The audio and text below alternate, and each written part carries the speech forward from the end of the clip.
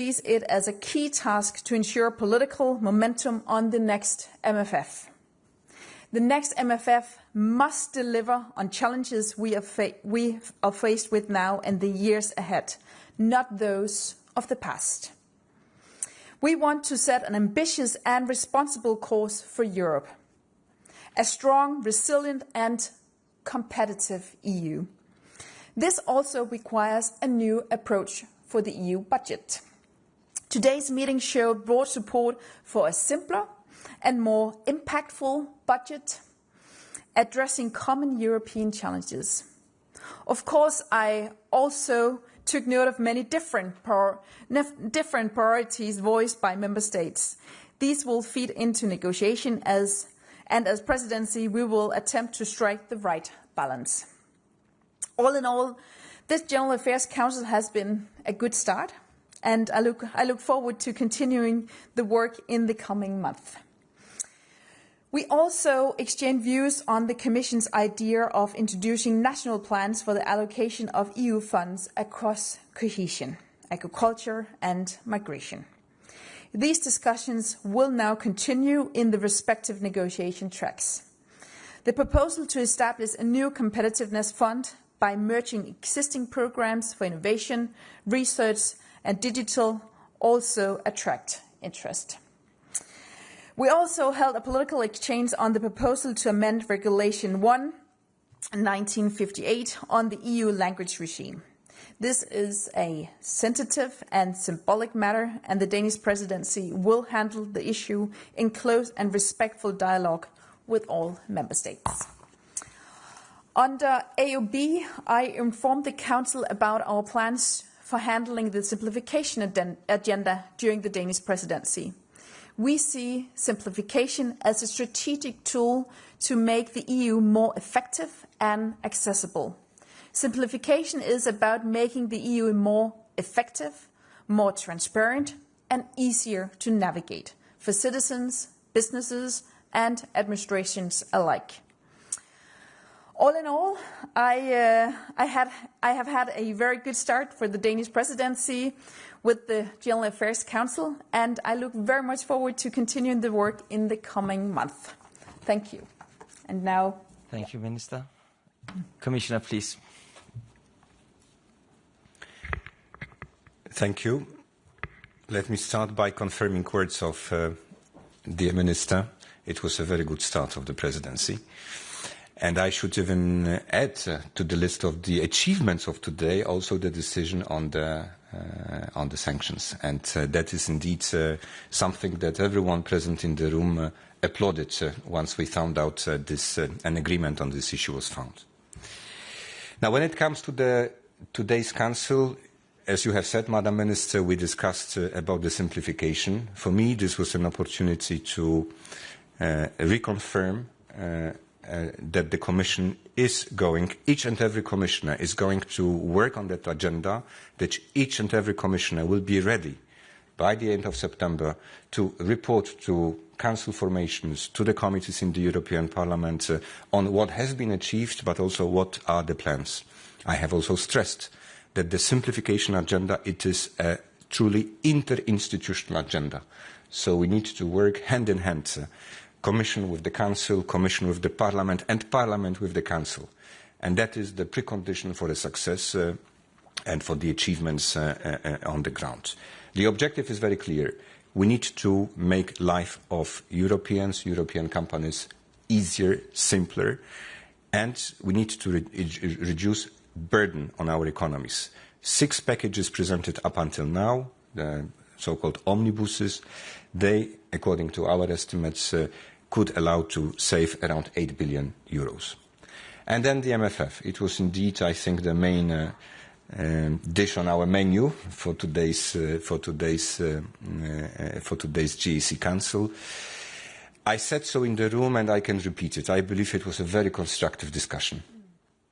Of course, there was a lot of questions, and rightly so. We are only at the beginning of the process, and I'm really grateful to the Danish presidency that just after 2 days, on Wednesday, we have presented the package, and already today we had an opportunity to talk to the ministers for all 27 member states about the content, about their concerns, to address some of their questions, to get some criticism, but also, I have to say, a lot of words of praise. And that was also present in the room.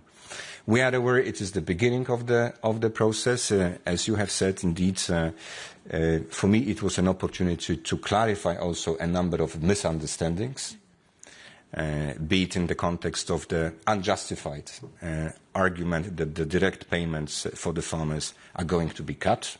This was for me an opportunity to say how it is in fact. It was also for me an opportunity to clarify that in many of the areas in which European budget will be active, the choice that the member states have is not whether to increase spending, because we know they will increase spending on defence. If they want to be competitive, they have to increase spending on research and development. The choice which is there is sometimes really about, do we do it together or do we do it individually? And I believe, and this was the message I passed, by acting together, by spending together, we can get more security for the same money, more innovation for the same money, and that should be our objective. Thank you. Thank you, Commissioner. Now let's open the floor for questions. Please start by stating your name and the media that you represent. Also, I have to say that Minister have other obligations, so please limit yourself to one question. Thank you. I think we'll start by Euronews. Hello, Jorge Liboreiro with Euronews. One question for each. For the Minister, I know that this is the initial part of the discussions that the Danish presidency will steer, but have you already identified the main point of contention in this process? Is it the size of the budget? Is it the own resources? Is it the national plans? Where do you think the main energy will be on? And for the Commissioner, the own resources have proven very controversial already. What is the pitch that you're making to capitals to convince them about these 5 new own resources? How dependent is your proposal on this? Thank you. Thank you for the question. I think we have to admit that this is a difficult discussion and it will be difficult negotiation. We had a very good exchange of views today, but of course there are also different views and different opinions which of course also were expected. There is also a very constructive will. And I am very positive, and of course it is long negotiation, but there is a very constructive will, because Europe is in a crucial time, and it seems to me that we are all very well aware of that. The state of play for Europe is different. We need a stronger Europe. We need to be more ambitious, and I think that is something we can agree to, that Europe have to be able to deliver more, to respond to more of the challenges that we are faced with. We, as a Danish presidency, we aim for a quite intensive working schedule on the program. We hope to be able to reach the first negotiation box in the fall. So this will be a talk that we will continue when we meet again. And from my side, my pitch was the following. Let's first analyze calmly, together, what has been proposed, including on the own resources, and only then, after the analysis, we can make up our minds. I'm also not surprised that there are concerns, questions, as I said, also sometimes criticism on various elements of the package. But we are, I believe, in very early days still, and there is still a lot of work also for the technical level, for our experts to look into details, to assess what are the consequences, including on the own resources package. And I also stressed today in the room that one of the key principles on which this package is built, that is that the key principle is we have to stabilize national contributions of the member states. We understand it is not a time to call for higher contributions from the member states to the European budget. And that is the only way to square the circle of being more effective, more ambitious with respect to spending, with respect to financing new priorities, is therefore an ambitious old resources package. It has been our line, as you know, since many months. Thank you. I'll go for that gentleman over there.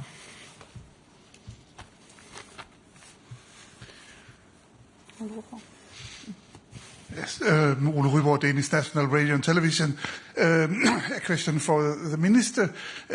When you lead the meeting, you also have the best position in the room to listen to everything what is said.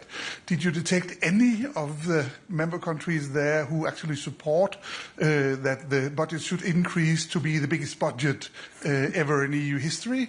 And a question to Commissioner Serafin. You took the opportunity here to correct misunderstanding on agriculture. I note that already, even before you presented your proposal on Wednesday, there was heavy criticism, and I've had a struggle finding anybody actually being happy with anything they saw. What's your way forward? Is it just misunderstandings, and is enough you travel around and explain everything, or what will be your way forward to handling this budget, which has been criticized quite a lot already?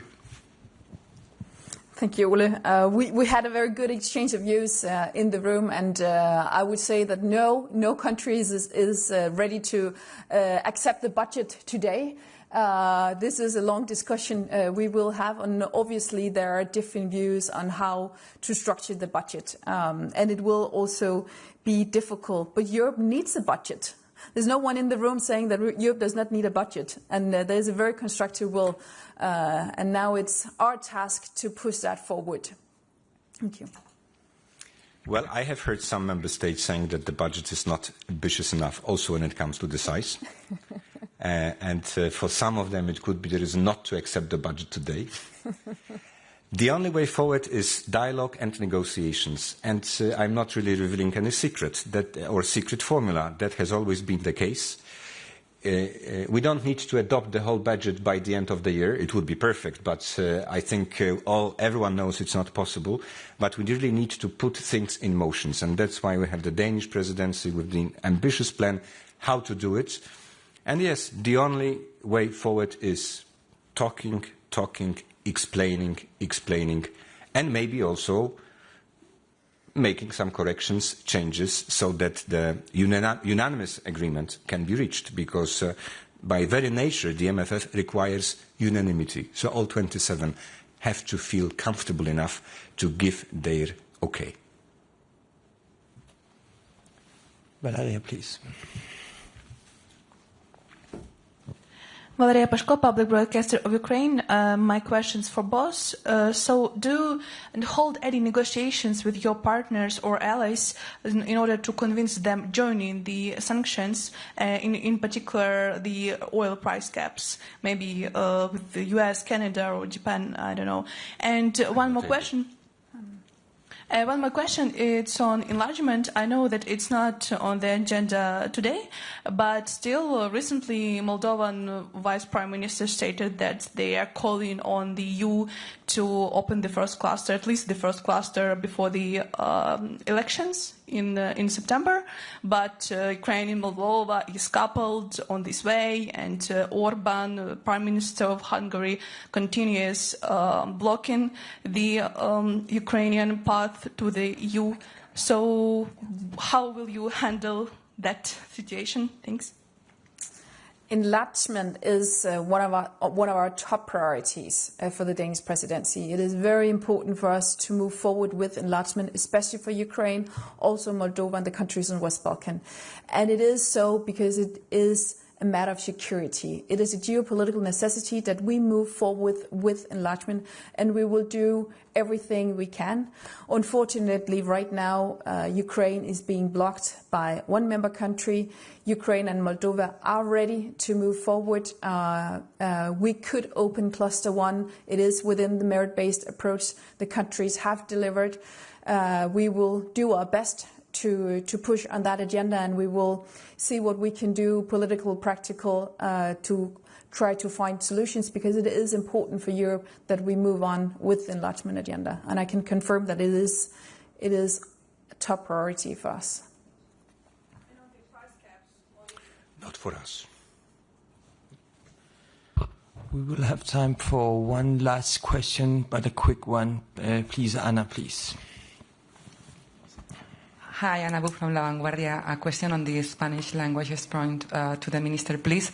I wanted to know how did you see the mood in the room? Did you see any changes in comparison from the last meeting in May? And did you see any advances on the proposal? Thank you. Well, there still remain many concerns on the item on the Spanish language, concerns due to budgetary concerns and also legally concerns. We had the Council Legal Services to explain the situation, and it is clear that there still remain judicially concerns, and we will continue the work in the Council. Yes, thank you so much. And by this, we conclude the press conference. Sorry, but the Minister has to run. Thank you so much. Thanks.